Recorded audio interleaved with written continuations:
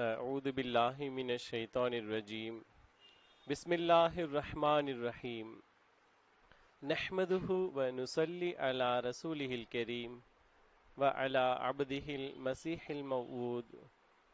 இஸ்லாத்தின் வெற்றி.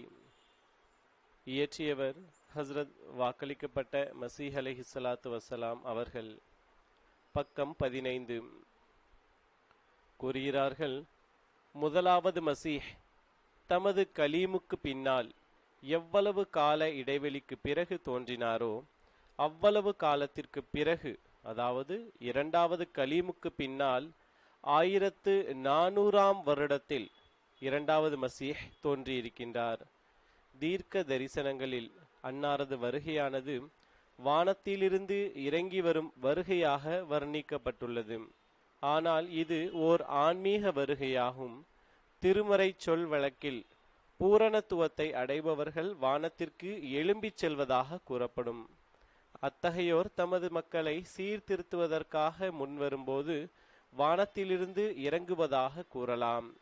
எல்லா முக்கிய அமைப்பிலும் முதலாவது மசீஹின், அதாவது மரியமின் மகனாகிய மசீஹின் காலத்தை ஒத்திருக்கின்ற ஒரு காலத்தில் புரிந்து கொள்பவர்களுக்கு அது ஓர் அடையாளமாக இருக்க வேண்டும் என்பதற்காக அவ்வாறு நடந்தது. அடிக்குறிப்பு 2. வெளிப்புற வடிவங்களுக்கு முக்கியத்துவம் அளிப்பதும் உள்ளுரையும் ஆன்மா உண்மையான பக்தி ஆகியவற்றில் கருத்தற்றி இருப்பதும் உச்ச நிலை எய்தியிருக்கும் காலமே நம் காலமாகும்.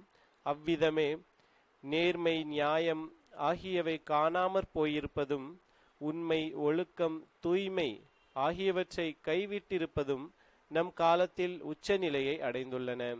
இதே விதமே செல்வங்களின் மீது பேராசையும் இவ்வுலகின் பேரில் நேசமும் மரியத்தின் மகனாகிய இயேசுவின் காலத்திய யூதர்களிடையே தடையின்றி பரவியிருந்ததை போன்றே இக்கேடுகள் இன்றைய தினமும் பரவியுள்ளன. இயேசு தோன்றிய காலத்தில் யூதர்கள் உண்மையான நல்லொழுக்கத்தை முற்றிலும் அறியாதவர்களாக இருந்தனர். அவர்களின் வாழ்வில் நல்லொழுக்கத்தின் இடத்தை சம்பிரதாயங்களும் பயனற்ற பழக்க வழக்கங்களும் பிடித்து கொண்டிருந்தன.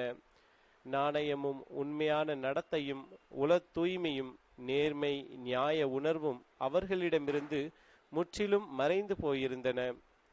உண்மையான இறை வணக்கம் என்ற இடத்தை பல்வேறு படைப்பின வணக்கங்கள் பிடித்து கொண்டன. இதை போன்றே இந்த கேடுகள் யாவும் ஒட்டுமொத்தமாக நம்முடைய காலத்தில் தலை தூக்கி இருக்கின்றன. நல்ல விஷயங்கள் ஏற்றுக்கொள்ளப்படாதிருப்பதுடன் நாம் செலுத்த வேண்டிய நன்றியுணர்வும் பணிவும் அவற்றிற்கு தரப்படவில்லை. தீய விஷயங்களில் நாம் காட்ட வேண்டிய வெறுப்பு அருவருப்பு இல்லாமற் போய்விட்டது.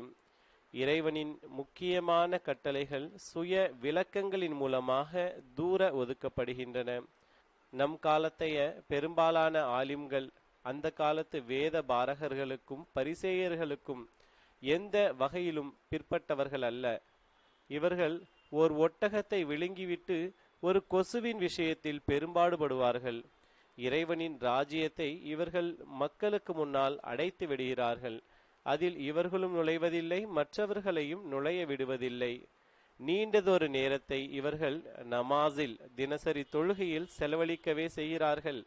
ஆனால் அவர்களின் உள்ளங்களில் உண்மையான இறைவனை பற்றிய அன்பும் அவனது மாண்பையும் பெருமையையும் பற்றிய உணர்வும் அற்று போயிருக்கிறது. மேடைகளிலிருந்து அவர்கள் வழங்கும் சொற்பொழிவுகள் மனிதர்களின் கண்களில் இருந்து கண்ணீர் வரச் செய்யும்.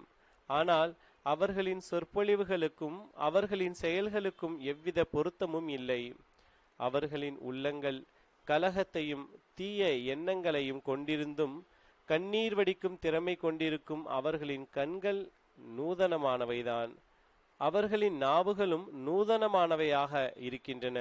அவை கடும் அந்நிய தன்மை கொண்டவையாக இருந்தும் உள்ளங்களை அடையாளம் கண்டு கொண்டதாக பீற்றுகின்றன.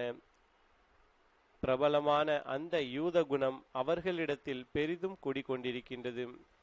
இறை பக்தியும் இறை அச்சமும் வீழ்ந்து கொண்டிருக்கின்றன.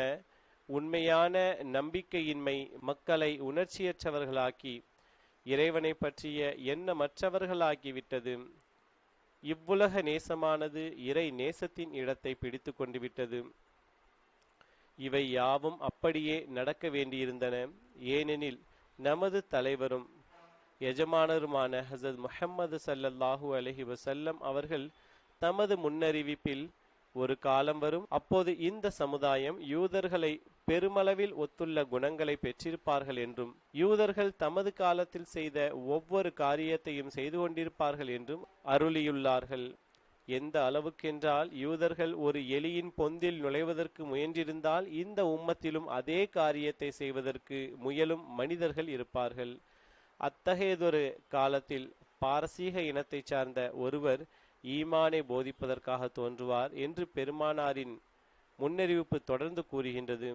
ஈமான் சுரையா, அதாவது கார்த்திகை நட்சத்திர தளவில் சென்றுவிட்டாலும் இந்த பாரசீக வழித்தோன்றல் அதனை பூமிக்கு கொண்டு வருவார். இது புனித நபிகள் பெருமானார் ஸல்லல்லாஹு அலைஹி வஸல்லம் அவர்களின் முன்னறிவிப்பாகும்.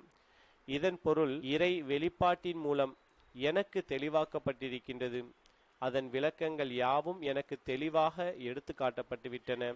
இதன் பொருள் யாதெனில், யூதர்கள் தம் மதத்தில் வலிமை குன்றியவர்களாய் போன காலத்தில், பல்வேறு விதமான தீமைகளை அவர்கள் அனுபவிக்க நேர்ந்த காலத்தில், அதாவது விசுவாசம் குன்றியிருத்தல் என்ற நோய் பரவியிருந்த காலத்தில், மோசைக்கு 1400 வருடங்களுக்கு பிறகு மரியத்தின் மகனான மசீஹ் அவர்களின் மதத்திற்கு புத்துயிரூட்டும் ஒருவராக வந்து தோன்றினார். ஆகையால் புனித நபிகள் பெருமானார் ஸல்லல்லாஹு அலைஹி வஸல்லம் அவர்களின் வருகைக்கு ஏறத்தாழ 1400 ஆண்டுகளுக்கு பிறகு யூதர்கள் தமது காலத்தில் எந்தெந்த தீமைகளை அனுபவித்தார்களோ அதே கேடுகளை இந்த உம்மத்தும், அதாவது முஸ்லிம் சமுதாயம் அனுபவிக்கும்படி ஆகியிருக்கின்றது. அவர்களை குறித்து கூறப்பட்ட முன்னறிவிப்பு நிறைவேறி தீரும்படியே இவ்வாறு நேர்ந்தது. எனவே இந்த உம்மத்துக்கு கூட இவர்களின் மார்க்கத்தை புத்துயிரூட்டும் பொருட்டு முதல் மசீஹை ஒத்த ஒரு மசீஹ் எழுப்பப்பட்டிருக்கின்றார். சர்வ வல்லமையுள்ள இறைவன் தனது அளவற்ற வல்லமையாலும் கருணையாலும் இதனை செய்திருக்கின்றான். வரவிருந்த மசீஹ் இவர்தான். விரும்பினால் நீங்கள் அவரை ஏற்றுக்கொள்ளுங்கள். கேட்பதற்கு காதுள்ளவர்கள் கேட்கட்டும். இது சர்வ வல்லமையுள்ள இறைவனின் வேலையாகும். இது மக்களின் கண்களில் ஆச்சரியம் மிக்கதாக இருக்கின்றது. எவராவது இதை மறுக்கின்றார் என்றால், முன்னர் வந்த உண்மையாளர்களும் மறுக்கப்பட்டனர் என்பதை நினைவில் கொள்ளுங்கள். யோவானை, அதாவது ஜக்கரியாவின் மகனாகிய யஹ்யாவை யூதர்கள் ஒருபோதும் ஏற்றுக்கொள்ளவில்லை. ஆனால் ஆகாயத்திற்கு உயர்த்தப்பட்டவர் இவரே என்றும், ஆகாயத்திலிருந்து மீண்டும் வருவார் என்று யாரை குறித்து புனித வேத நூற்களில் முன்னறிவிக்கப்பட்டிருந்ததோ அவரே இவர் என்று சொல்லி அவரது உண்மைக்கு மசீஹ் சாட்சி கூறினார், அதாவது இயேசு சாட்சி கூறினார். இறைவன் எப்பொழுதும் உருவகங்களை பயன்படுத்துகின்றான். வலிமையிலும் பண்பிலும் திறமையிலும் ஒருவரைப் போலவே இருக்கும் இன்னொருவரை அந்த ஒருவரின் பெயரால் அழைப்பது அவனளவில் சாதாரண விஷயமாகும். குணத்தில் ஆபிரகாமை ஒத்திருக்கும் ஒருவர் இறைவனளவில் ஆபிரகாமாகவே இருக்கிறார். ஃபாரூக்காகிய உமரை போன்ற ஒருவர் அவனுடைய கருத்துப்படி உமரே ஃபாரூக்காகவே இருக்கின்றார். இறைவன் யாரிடம் பேசுகிறானோ அந்த முஹத்திசீன்களை இந்த உம்மத்து பெற்றிருந்தால் அத்தகைய முஹத்தஸ் உமராவார் என்ற நபிமொழியை நீங்கள் படிக்கவில்லையா? எனவே உமருக்கு பிறகு முஹத்தசியத் முற்று பெற்றுவிட்டது என்று நீங்கள் கூறுவீர்களா? இல்லவே இல்லை.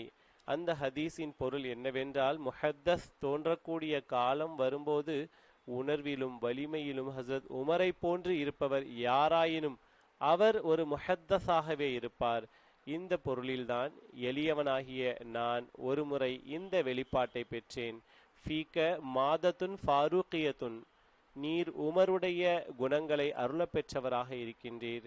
குணத்தில் மற்ற புனித மகான்களைப் போன்றே எளியவனாகிய நானும் இருக்கின்றேன்.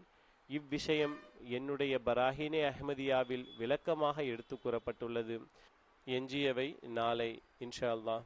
அல்லாஹும்ம ஸல்லி அலா முஹம்மதின் வ அலா ஆலி முஹம்மத் வ பாரிக் வஸல்லிம் இன்னக ஹமீதும் மஜீத்.